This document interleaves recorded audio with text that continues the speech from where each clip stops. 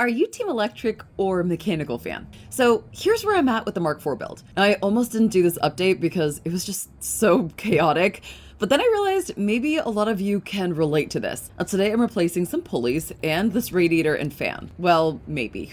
We'll see about the latter. Although this is something that I've been trying to convince the customer to replace since this car first arrived here at my shop, because the seams on the radiator have started to seep and there was an opportunity to save money on overlapping labor much earlier on in this project. Needless to say, the time to save money on labor has passed, but this is what I wanted to talk about today. Not everyone's builds are perfect and linear. Not everything makes sense. Everyone's journey is different. And in this case, budget has been a constraint, but also this customer has been purchasing parts for this car for years and years and never got around to installing most of them. Like the AEM V2 he wanted me to install at the beginning of this project. It's just completely outdated and not necessarily worth the labor to install and rebuild most of the wiring harness when there's just such better technology on the market now that will give him the performance that he truly wants. Also, as the car has been evolving with each step, I'm super happy to report that he's been so stoked on the build, he just keeps adding more and more to the project. And what started out as a coolant leak and an intermittent cutout and power loss has turned into a major undertaking, as you've probably noticed. Every time I give him updates,